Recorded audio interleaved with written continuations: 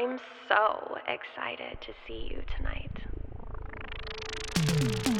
First date, baby.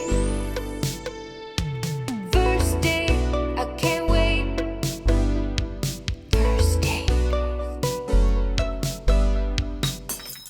Hello, and welcome to another episode of First Date with me as your host, Lauren Compton. My guest today is an award-winning performer and producer. I'm going to read this right off the screen, as well as the host of Stamptown. You'll have to tell me more about that. I would love to. You can find out more about him on Instagram at Zach_Zucker and get tickets to see his comedy at stamptowncomedy.com. What is Stamptown? Good question. Stamptown is the name of my production company as well as a variety show that I host and run.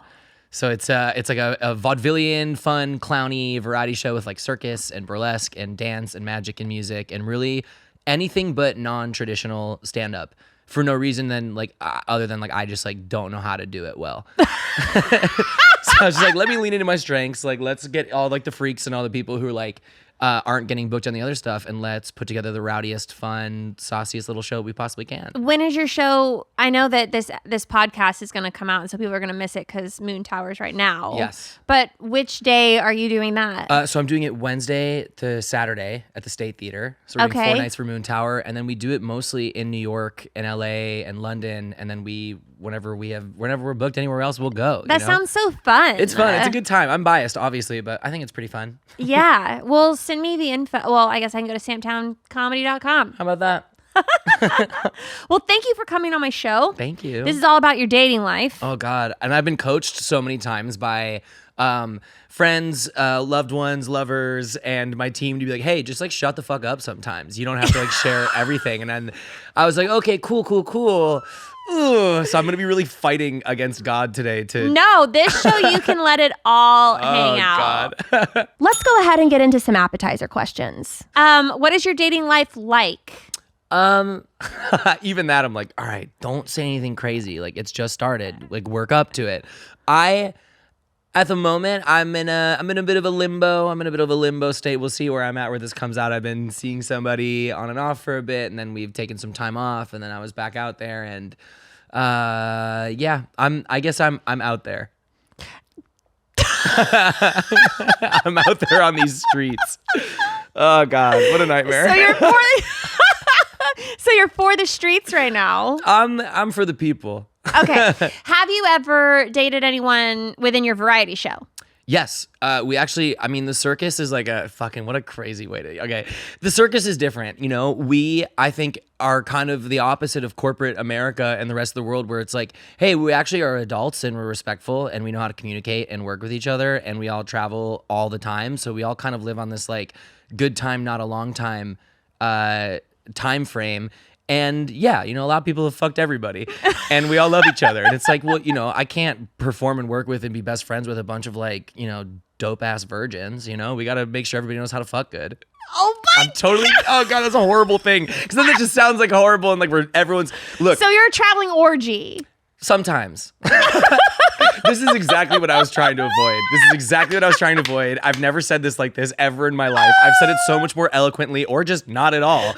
And then, yeah, whatever. Yeah. Sometimes people have sex with each other. I want people to leave our shows feeling horned up, but I like to keep it where it's like, I went to a clown school in France, and my teacher was always like, you have to be a bit poot. You have to be a bit of a whore and show a little shoulder if you want to. But it's more of like you draw them in to get tickets, and that's the brand. Yeah. But you keep it separate actually in real life. So, we like to give off this fun, saucy energy, and it's like, if you come, you might be able to fuck somebody in the show. But ultimately, we're all like, ew, no, please don't. Like, we all just love each other. Are you the ringleader? I would say so. Yeah. Not of the orgies, just of the show. I've never been involved in any show-related orgies. I just need to clarify this down the barrel of the camera. I know I've really backed myself into the worst fucking corner I possibly could right here. I get mines elsewhere. What is your type? Usually someone who doesn't like me very much. Same. Someone who doesn't like really respect me. What isn't my type is somebody who tells me that they like what I do. I want to know that you like what I do, but I don't ever want to hear it. I think I come from a via negativa, bisexual, mommy daddy issue background. So I'm like, I want to know that you appreciate this, and I like to talk about art and the fun parts about it. But as soon as someone starts to be like, "You're so funny," I'm like, okay, I think the mic's actually not working, so I gotta go. My mom's calling. My mom's calling, and I'm not gonna be answering, so I do have to go. What is? Do you like physically? Do you like hot people? Do you like medium ugly? This is awesome. Totally ugly, buff. I love fugly morons. No, I don't know. That is that's a category. No, I would not. I don't know. I am a lover, and you know what? I'm a hopeless romantic. I'm a clown. I'm a clown who has been on the road for the better half of the last 13 years. I know I look like I'm 16, but I'm actually only 17. No, I think I'll be 32 by the time this comes out. So I don't even know why I was gonna say that in the first place, but I love everybody. I can feel like I can see the beauty in anyone, and if you have a fun connection and the timing's right, it's like, why not? Have a good time, enjoy your life. Do you like people? Have you ever dated anyone shorter than you? Yeah. Doesn't bother you? No, I really am kind of open to everything. There's nothing that will immediately turn me off unless you're like actually mean to my friends or my brother. Is that your big red flag? I would say so. I mean, it's like, there's sometimes you could see folks who like, I think if I meet most people around like some entertainment related stuff, because that's just what I'm doing a lot of the times. And if you see someone looking at you, I'm sure you know this as well. It's like if you see people looking at you a bit like this, it's like, all right, yeah, no, thank you. If they're kind of projecting this idea onto you, like hooking up with what I dare to and hesitate to use the word fans, that it does not appeal to me, and I don't enjoy that. I like to have an equal. I like to be on an equal playing field. I don't like there to be this like this. I want to find the dynamics with somebody on our own in our own life, but like I would like to come in at. Is like, two individuals looking at each other as individuals and not like, you're the guy from the thing. That doesn't ever do it for me. Yeah.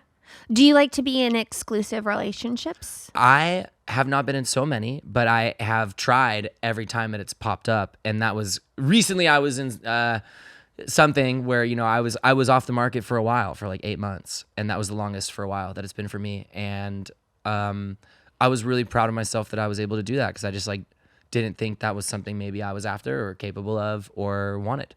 Is that the longest relationship you've ever been in? I've been in longer on and off, like will they, won't they's, because again, I've just been kind of around and like, until the pandemic from like 2013 to like 2020, I was on the road. Like I didn't live anywhere. I was like, we were strategically nomadic as we would call it. And so, I'd have like people that I would see in areas when we would get back there. And if we're both like single or it lined up, we would see each other and it was great. So it's like, it's so cringe to be like, oh, I had like lovers around the world. But it's like, you have people who you have these great connections with. And when you see each other, it's like really wonderful. So it allows you to have these like more deeper, intimate connections without maybe the long-term commitment that like being on the road would just like murder if you're, like we weren't just moving around between like LA and San Francisco. It's like we were changing cities and continents like 40 to 50 times a year. Yeah. And it's just a nightmare. So it's hard. When you end a relationship, even in general, how do you feel about going back to an ex? You're catching me in a moment right now. Look, if you ask my friends, I shouldn't do it. If you ask me, I probably shouldn't do it. But if you ask my heart, I'm usually open to it. I feel like I have accepted. I kind of in my mid-20s was like, hey, I kind of released expectations of like, I don't know at all whatever is going to happen or what could or could not happen, but everything in my life has come back around at least 1 to 8 more times after I thought it was done. Yeah. And, as long as I am feeling good about it and they're feeling good about it, which I would say like truthfully, for the most part, I feel I've like done okay with, then why not? Do you feel like people can change? Yeah, I do. I would like to think so. I mean, otherwise, then I'm not going to change, and I'm the same piece of shit I was when I was like 18. Right? You have to be able to grow and learn so. from mistakes. And it doesn't mean that everybody will with you. And I think that's the hard part is like you want to be like, oh, I think you will grow with me. But it's like, actually, we need to grow away from each other. And then maybe we can come back or maybe we won't. But like in that immediate moment, you have to be honest and be like, yeah, it's not happening right now. Yeah. Well, it sounds like you've had therapy. girl, I got therapy right after this. Shout out to Candace. She's my best friend. And she always goes, don't call me that. I'm your therapist. This is a service. But that's just Candace being Candace. Nah, she's the best. I love her. I always go, yep, time to fix my brain. And then I leave fixed every time. Yeah. Yeah, but I unravel quick. Dude, I hate hard truths. Like, whenever you say that someone can change, it just might not be with you. It's like, oh. Yeah.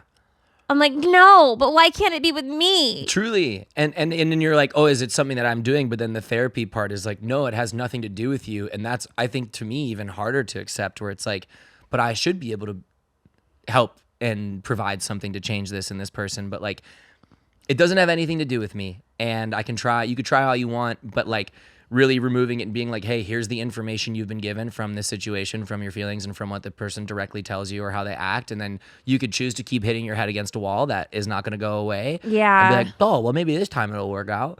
Or you just have to move on. And it sucks, especially like when you know, I think I've made a choice for a while to keep some of the deeper intimacy away as a child of divorce and all my friends divorced and all my family divorced. Yeah. And being on the road, I was like, maybe I don't want to let folks in. And then when you do, it's like, fuck, man, I have to like find, it was like 8 years since I found somebody that I wanted to share all this stuff with. Now I got to go another 8 years again without this. Like, it sucks. Well, you don't know if it'll be 8 years. Of course not.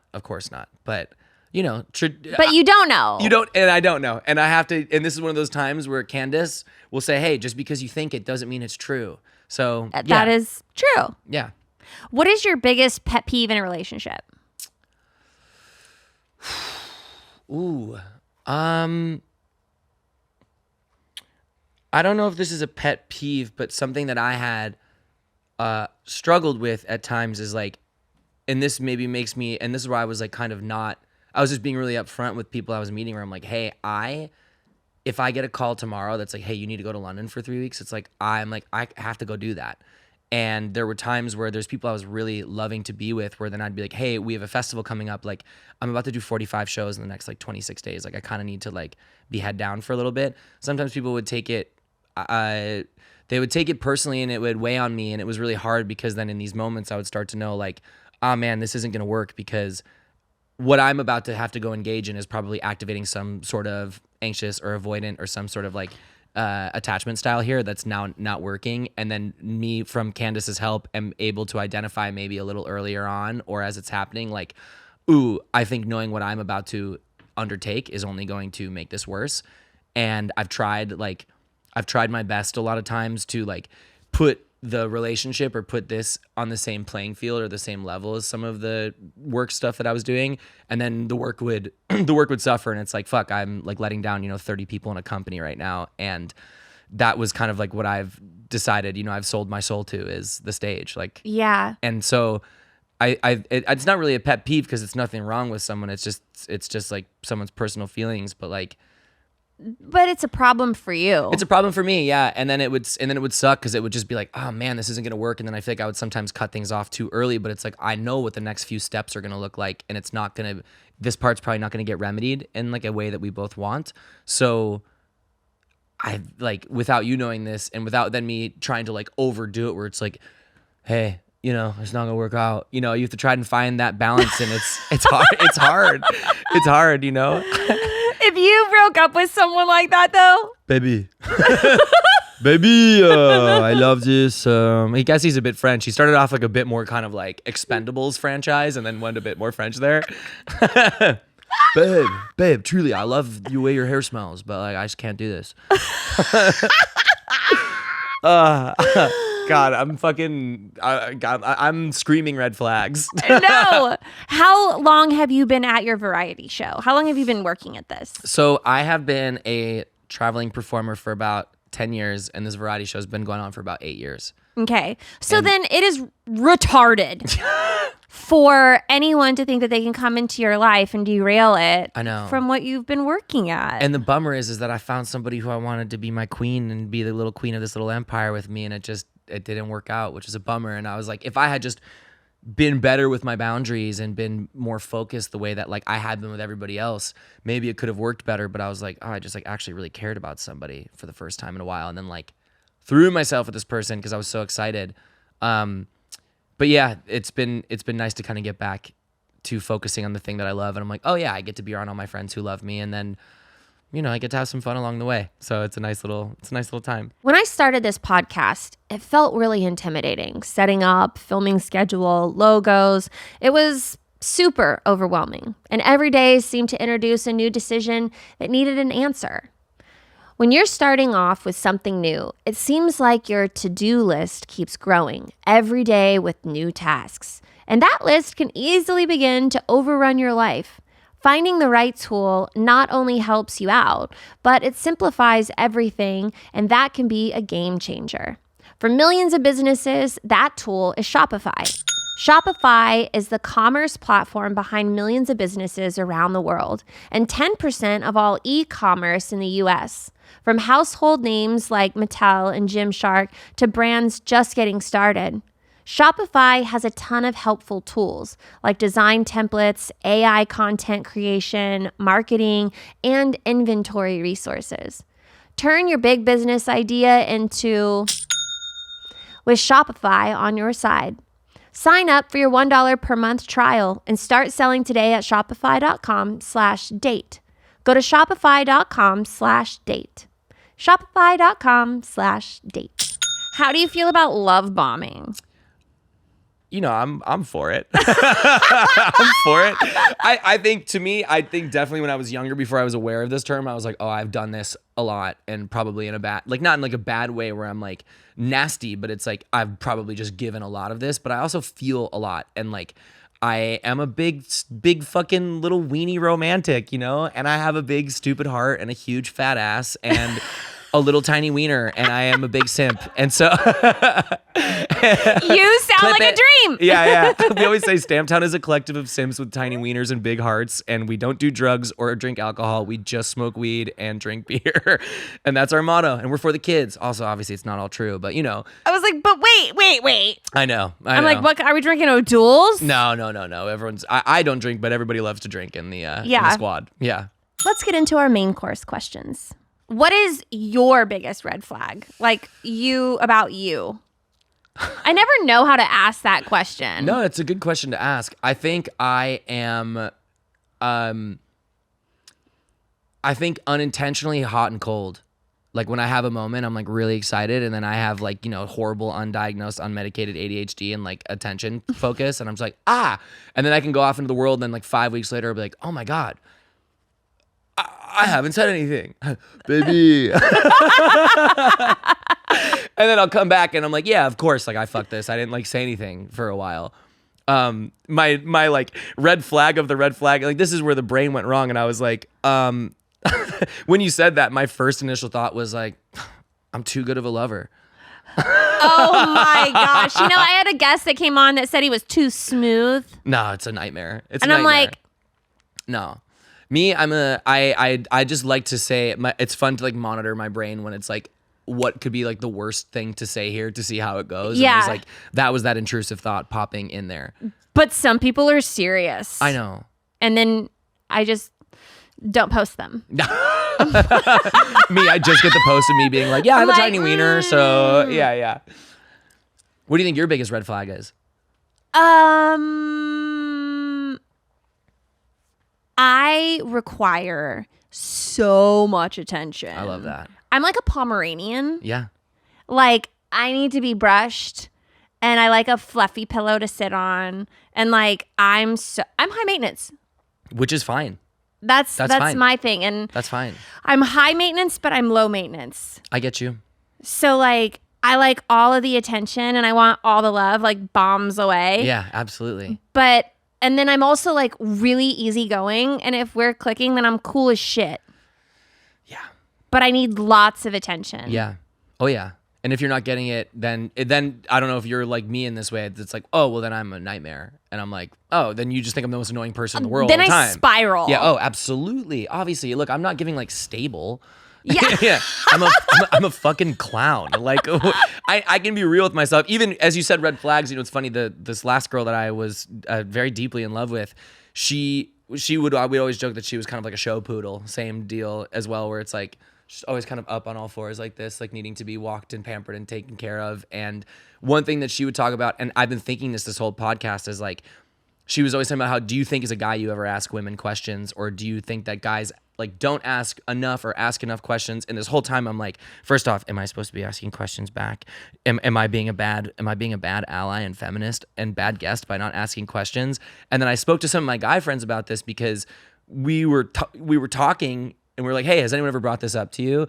And it's so funny because I don't think it's that guys don't ask women questions. It's that when guys hang out with guys, we don't know anything about each other. Like my friend Joey, I'll give a shout out to Joey Dardano on here. Joey was saying, he was like, to me, a dream night is I go to my friend's house who's like one of my closest best friends. I don't know his parents' names. I maybe have met his brother or sister once. Don't know anything about them. We go and sit and watch something that we could just go, okay, that's gay. That's stupid. That's hilarious. I leave. And then I go, wow, that was the best night of my life. And it's like, that's how boys hang out, I think. And then when, again, I got my hoops in. I'm one of the girlies as well. I love to girly out with the girlies. And it's just a completely different style of hang. And I do love that as well. But like, I think about this with my boys, like we still talk about real stuff, but like we never ask a question. We just start saying shit and then don't shut up all night long until one of us is like, all right, I think I need to go to bed now. Dude, I'm the opposite. You're this way? So if I go and watch a movie with a girlfriend, whether it's at, like, say I invite a friend over and she's like, oh yeah, let's just order some food and watch a movie. I think we're watching the movie. But she thinks that Sex in the City is just going to be like playing in the background and we're going to like gossip our faces off. It's like, I need to know what Carrie's I'm like, can you shut the fuck up? Yeah. I'm like, I'm trying to find out what happens with Mr. Big here. And we got a lot to get through. Yeah. I'm like, come on here. Like, what are you doing? Why are you talking? And that's also, this was this wonderful last person that I was with. She was similar way. It's like when we'd be watching stuff, I'd be like, so, and she'd be like, hey, can you like shut the fuck up? There's like a movie on right now. And I'm like, yeah, but I'm here and you're here. La la la la la la. Oh, dude, I'm nuts. I'm absolutely nuts. If you want to talk to me, take me out to eat. Yeah. Cause I can sit down at it like this. Yeah. If we had a meal, like, I could go ham. Yeah. Just don't turn a movie on. Don't turn a movie on. That's my ADD where I'm like, whoop, yeah. And I'm just like tuned in. I get you. Because I feel like sometimes I think I like to watch stuff in kind of like a community way where we are kind of also chatting and like I watched the White Lotus finale with my best friend Brandon and his boyfriend Eddie, shouting them out, and they're sweet two little dogs. And it's like I could tell that they were wanting to talk way less than I was, but as stuff's happened, I'm like, yo, are you fucking kidding me? Like, I'm just like kind of hype manning it a little bit, I'm getting in there with some like and like saying stuff, and I could tell that they were not feeling it that way, but they love me and they accept me. But I wanted to chat more than I think they were wanting to. The only time that you can talk that much when the TV is on is if it's sports. Fair. If there's a football game, especially baseball. Yeah. Maybe please. Basketball, depends on who's Yeah. playing. Talk my ear off. Please distract me from the fucking bullshit That's happening on the that's screen. going on to the TV, like anything. Me, I'm glued to the TV. I'm like, don't talk to me. I have to watch the ball bounce. But if Harry Potter is on, shut the fuck up. I get you. That's so funny. I feel like it would be hilarious for us to watch a movie together because I feel like we would clash, but I would find a way, now that I know this, I would find a way to be like, let me show you that it's actually really fun to talk the entire movie. I would attempt it. Yeah. Where do you think is the perfect first date place? What do you think? Wait, going out on a first date, what's the perfect move? What would you do? Where would you go? Man, this is where I start to show there's some flags or an experience. I was also called out by this last person because she was like, do you ever like go on dates? And I was like, I haven't really like gone on dates so much because I just like wasn't seeing the pen hit the paper. And I'm like, oh God, big fucking loser, tiny wiener, talks too much. But a legend in bed. Want to watch Harry Potter? Yeah, watch Harry Potter. Reminder to watch Harry Potter tonight. Wondering what happens in fourth one. It's just like all like my notes, like what to get at the grocery store. That's just a grocery list growing. It has nothing to do with you. $4 DVD bin Harry Potter. Like plastic baggies. Yeah. 8 ounce. 16 question mark? 16-ounce steak. I'm like, you know? oh shit. Hey. Hey, yeah, I'm back. What were you saying? Yeah, no, it was good. It was kind of distracting from my lack of answer. I feel like I'm like, I don't drink so much, so I don't love to be in a bar, but I obviously like I will go anywhere that anyone that I like wants to go. Because I'm a people pleaser. I like to make people, I like when people are happy. So it's like, if you have a place that you want to go that you love, fucking bring me there. I'm ready to have the time of my life. I love to go dancing. I don't know. I love to make a fool out of myself and move my body around. I also like, in my heart, just like love to dance. That's been a Where do you go dancing? Ideally somewhere where they're playing, like, look, I love hip hop. So I'll go anywhere, any sort of hip hop spot Like a anytime. club? I'm not a club guy. I would like, I realize in my mind, I'm like just describing like, God. Like two-stepping? I mean, I'll go two-stepping for sure, but like I'll go. I love to go to places. God, I suck, dude. I love to go to places where I can control the music. Where is that? Like Waffle House? Like kind of like a green room, my house, someone else's house party. Like who has a jukebox? No. Oh, okay, like No. Spotify and stuff. Or just like if we're to me, leave it to me to be like jukebox. no, and I also took that and I was like, God, I wish I could run with this. But I did put. There's a bar near a venue that we perform at in Soho in New York, and they have a jukebox there, and there was a group of people there that like we were just like, how can we really upset everyone here? And we put on. I mean, I obviously person aside. And I think we're all allowed to have one, but we played R. Kelly, we played Ignition Remix like 40 times in a row and just kept putting it in every other song and just watching everyone get like really upset with it. And I personally found that to be very funny. And I was rolling that body, What is your least favorite song of all time? Oh. When you become a clown, everything that's bad starts to become the things that you love. And so there's like nothing that's even like really bad anymore. But I was like thinking like, and it can't be my least favorite song if I don't remember the name of it. But like there was Katy Perry had like her like lady anthem that came out last year. That was truly one of the worst songs I've ever heard in my life. And I just like couldn't believe it. And I was like, girl, it seems like a men's rights turned like we are the problem type guy wrote this song from a female perspective and gave it to you. And it was from like 15 years ago. And do you know the one that I'm talking about? Does anyone know this song? I don't know. It was like her lead single like last summer. It was like, maybe it was Woman's World. Yes. You know what I'm saying? Yeah. It's a tough one.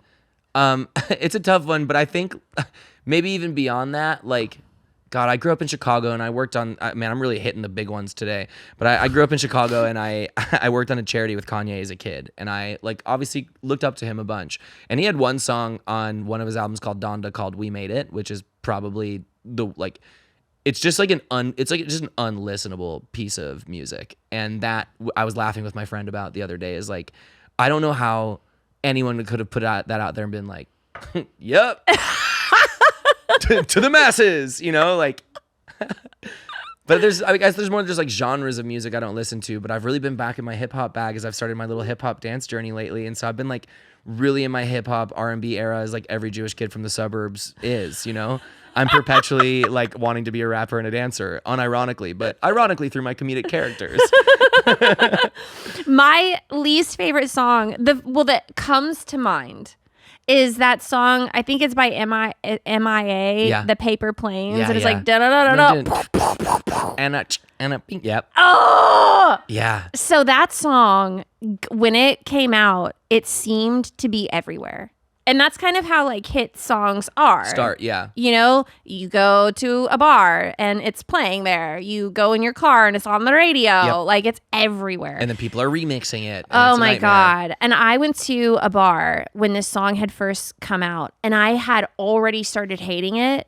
And something about this song, I remember it being the first song I ever truly hated. Like it would give me a visceral reaction. awesome. My eyes would roll in the back of my head, and I'd just be like, I hate this song. That fucking rocks. Yes. And I was at this bar, and there was a DJ, and there was a guy that requested the song. And I heard him request it. And he was like, will you play Paper Planes? And I just knee-jerk reaction. I was like, don't play that song. Please don't. Please don't play that song.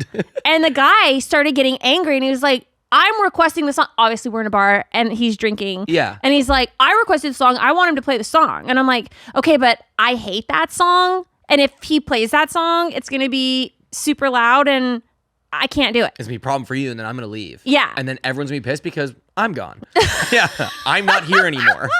Anyway, it was like a lot of back and forth, and I was just like, are we arguing about this stupid song? This song has gotten so much attention. What's also beautiful about that, though, is that could turn into like a really hot, passionate love affair. Yeah, it could. You guys could have made out so hard and been like, fuck you, fuck you. I All right, I'll see you slap tomorrow. him, and he's Yeah. just like, oh, I like you. Yeah. And then Right. just, Mr. and Mrs. Smith. Yeah, he pulls out a pillow. You sit on it. Ooh.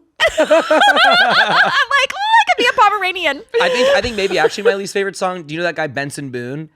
Oh, Selena Gomez's guy? No, he's the other. Oh, no. Yeah, He's the American Idol someone. Yeah, and he like the that shit like absolutely drills my brain. And it's funny. Like again, it's to the point now where it's like funny, but I'm also just like, I have so many talented musical friends in my life that I wish could get even an 1/8 or a 36th or 100 billionth of the attention that is getting. And I don't understand it. And maybe this is me being jaded. But it's true. But I'm just like, this sucks. It's like obviously sucks. And I every time that I hear that little thing, like it he also just wears the same shit every time. And I'm just like, brother, come on. Yeah. Wash your clothes. Let's go. Let's go. What is your favorite kind of food? I love Mexican food. Me too. Mexican food is my favorite food. Do you like sushi? I do like sushi. Do you think sushi is a good first date? I think it is because it's usually not messy. Ooh. It doesn't fuck your tum-tum up. But it's like I made God, I never even thought about that. Yeah, it's like you get fuller faster with rice. So you can eat some soup, you can eat some edamame. You could go soup, edamame, maybe some dumplings and some sushi. And you'll have no problems. Nothing that would make you gassy or need to go to the bathroom or anything that could impede the later half of a night or make you feel weird. Of course, there's maybe the potential of like raw fish or something, but I have never had that problem. Yeah. I feel like you would learn a lot about a person too, having sushi for the first time. Yeah. First of all, you learn if they like fish or not. There you go. But it's also a cute food. I do think it's a cute food. And you get to watch someone use chopsticks and you either get the ick or you get the cute one. You're like, aw. Or you're like, okay, damn, you're cultured. You're well traveled. Or you get someone like me who just uses their fingers. I love that. I love to eat with my hands. I do too. I love it. I think sushi is a finger food. Yeah. I pick up all sushi. Like this. Yeah, and then I put it upside down on like my tongue. I do it like the claw. Like the claw. Yeah. And then I always miss it all over myself. Oh. Picking up a full cup of soup and dropping the cup in my mouth. Oh my God. That'd be really funny. Yeah, because I remember when I first started dating this most recent person, I took her out to a Mexican restaurant that, like, I prefer a taco truck. Like, I live in LA. I'm a truck boy. Again, shout out Juanito's Tacos. It's the best fucking place in the world. Is that the one in Echo Park? This is one. It's in City Terrace, but there's one in Echo Park called Taco Zone that I love, and that's also shout out Taco Zone. That's in a Vaughn's parking lot. Kind of doxing myself. I live around there. Don't say your address. Don't say your address.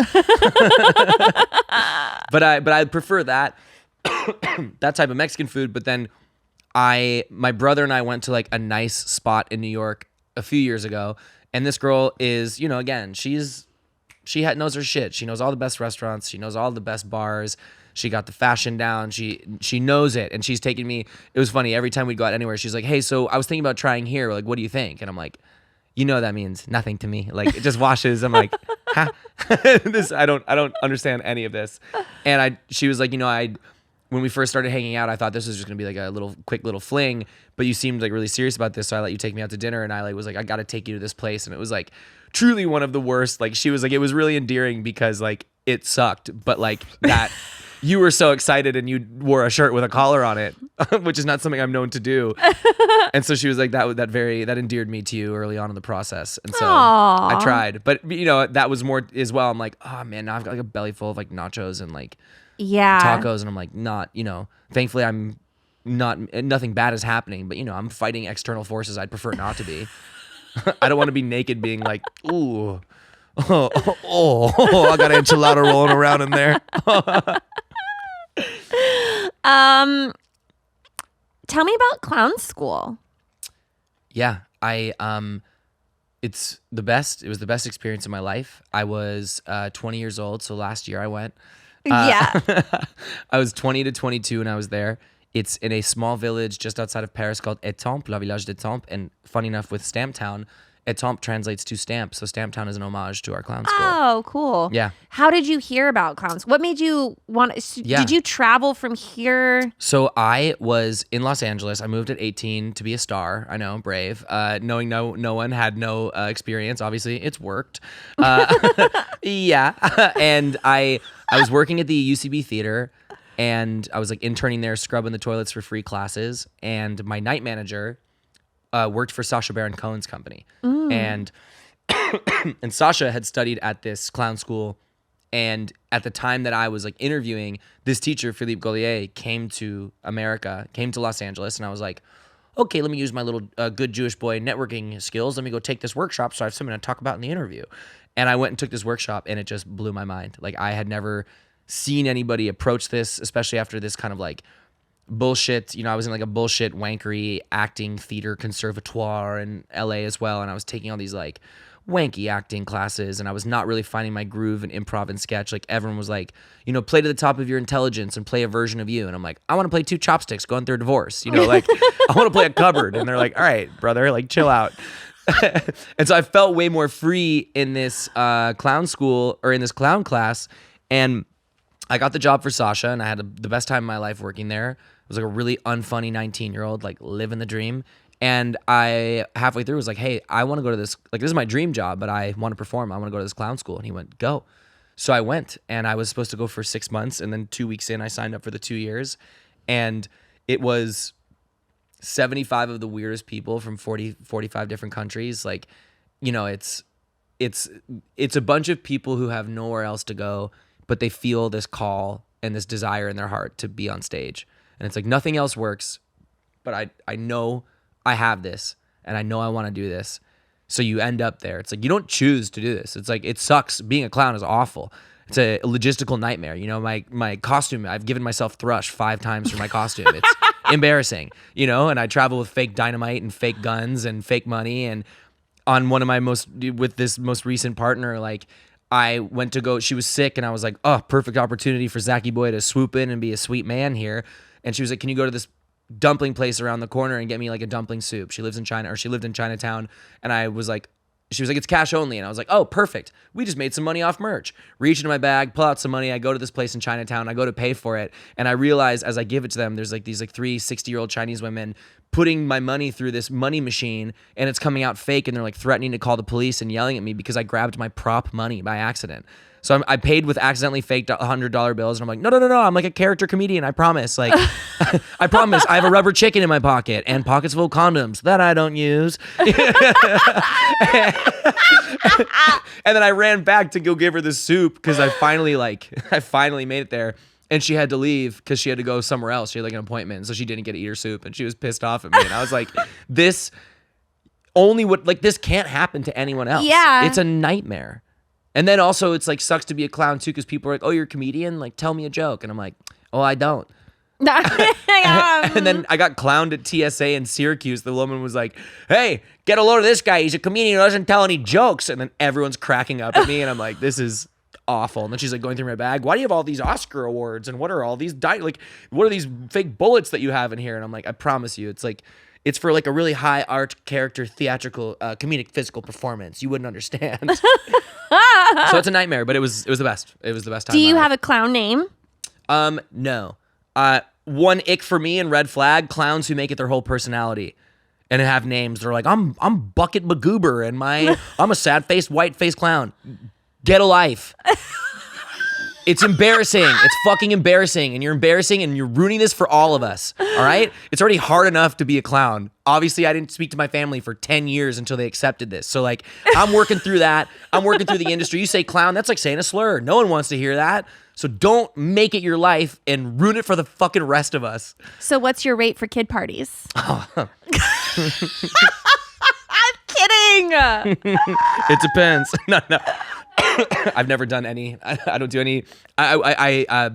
While Stamptown is for the kids, we do not do any kid-friendly performance. I know. I was just kidding. But I do want it to be. I do want kids to love it the way that my holy trinity growing up was like Jackass, South Park, and Ollie G. Yeah. And it's like the way that I watch that. I hope people somehow have access to our stuff, which they don't because we perform in mostly 21 plus environments. But Godspeed. That's awesome. Yeah.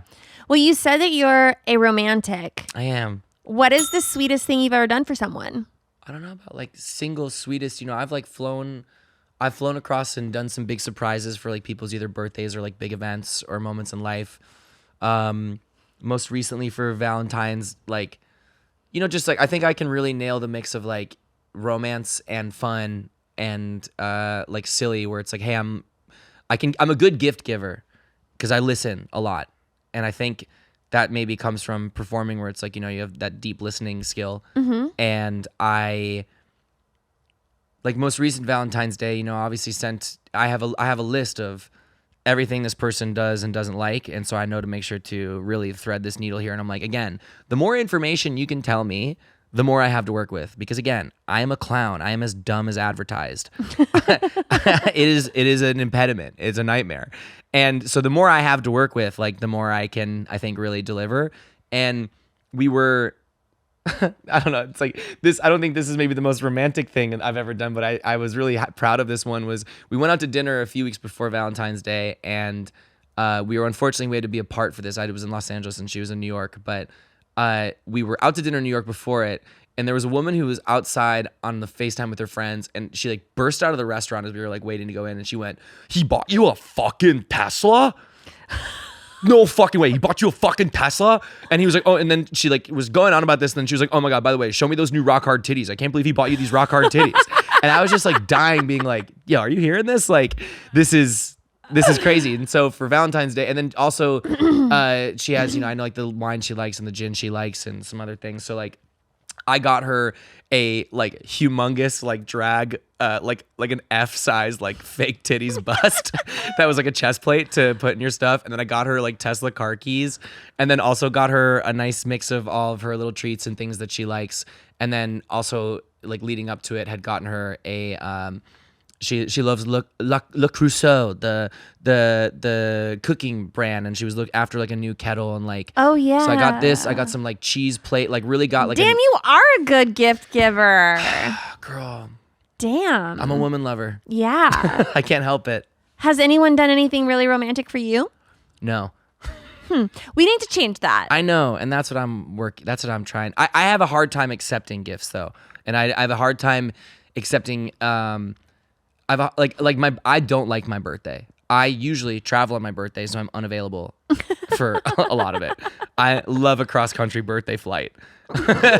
And I struggle with like, okay, I'm talking about my kinks now. I struggle with praise, and I struggle to receive positive affirmations or positive any sort of positivity. I want to know there's like deep love and trust, especially with like my best friends and like my creative partners. Like those have been my partners for the most part. But I struggle to like, I don't know how, like I am desperate for praise and attention on stage, but in real life I'm like, yeah. Yeah. It's like, well, now what? Yeah. But I would love someone to do something nice and romantic and sweet for me, you know? Yeah. I'm a good gift giver too. I'm very romantic. And what are some of your favorites that you've done? I've talked about a few of them on the show. One time, for someone I was with, his birthday, we used to eat sushi all the time, and so I decorated the house like a sushi bar, and I like did hanging lanterns, and then I laid on the table and I put sushi all over me. Girl, let's go. And so he came home and there was like a black curtain, and so he had to open the curtain, and then it was like super well lit, And I'm very theatrical too. So Yeah. all of my gifts are like theatrical. Like it's like a show. Oh yeah. And then I just go down the rabbit hole. Like I had like banana leaves. Like, you know, it wasn't like I could just put sushi on me. I like had to have the banana leaf. Yeah, and obviously. then it goes on and on and on and on and on until it's like this like voila like moment. And it's like, well, you're the biggest. You're the gift here. You're the and biggest gift on top of of all course this. And it's like, I like put it all around the Pomeranian. Yeah, exactly. And you're like, You hey, know? this is the sushi you're getting tonight. You can pick me up with your hand and drop me in your mouth if you want. So moments like that, Yeah, you know, I get that. like I did that, and then I'm trying to think of like I have done so many. I love to cook, and so I've done like the stereotypical like I get lingerie. My man now go. for Christmas like 2 years ago. Husband, boyfriend, fiance. He's my husband. We Let's got go. married. Come on, hubby. Come on, hubby. But he still hasn't proposed, and I have no ring. Got it. So, Got it. but we did go to the courthouse, pulled Yeah. a number, and he was like, "Yeah, I'll marry you." And I'm like, "Yeah, I guess." Yeah, I And guess so. Whatever. yeah, who cares? whatever, Also on the cool. inside, being I'm like, "Will you do a big thing?" Yeah. yeah. So, Girl, I want to come over and hang out with y'all. I get you. I fully get you. I get you. So for my husband, 2 Christmases ago, we go to Michelin star restaurants, and that's like our thing. He owns a barbecue restaurant, which is like just like so casual, but love we that. love going to fancy dinners. Of course. So I did a Michelin star tasting menu at home. And I like even went and had like super nice paper, and I printed a menu, and then I was wearing lingerie, and I cooked like I don't know how many courses. To everyone who had your chance, like y'all fucked up. Y'all fucked up for real. This is the dream. This is the dream right here. And that was like one of his Christmas presents, and then And she said one of. Not the Christmas present, one of the Christmas presents. No. Then I did get I'll tell you this other one, and then I know we have to go. But so I bought someone that I was with. I fucking hate this guy. Yeah. A coffee machine. And it wasn't just, he loved coffee, like more than anyone that I've ever met. Yeah. He loved coffee. It's like, all right, get a hobby. Yeah. Like, do we have anything else that we like? Yeah. It was just coffee mugs? Coffee. And so I bought him this like $1,500 Breville coffee machine I know that one. for Christmas. I You know know, that like one. grinds the coffee, has the thing, like it's Yeah, all yeah. a thing. And then I gave it to him, and for Christmas he was like, "Open mine first." I was like, "No, open mine first." And so he opens mine, and then he was like, maybe you shouldn't open mine. And I was like, no, let me have it. And it was a coffee mug. And not only was it a coffee mug. Tell me it was like one of the funny ones that was kind of crude. No. It was a porcelain coffee mug with no handle.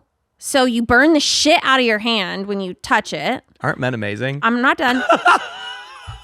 And it was made by a model that he met on Instagram and DM'd her and was like, "Oh, I like your pottery and blah, blah, blah, blah, blah. Let me come buy a coffee mug." Never even told her that it was like for me. He just went and bought this. Like it was his way to meet up with this model. And he bought a piece of her art, and that was my Christmas and it obviously present. sucked. Not to there's no way it was good. It was the worst coffee. Yeah. It didn't even have a fucking handle. What kind of low IQ model makes a coffee mug with no handle? One that a coffee loving idiot will meet on Instagram. My God. 3 days later, he moved out. Oh my God. Anyway, Good thanks riddance. for coming on my podcast. Yeah, obviously. I mean, I feel like we could. I like truthfully, we could gab for 3.5 hours.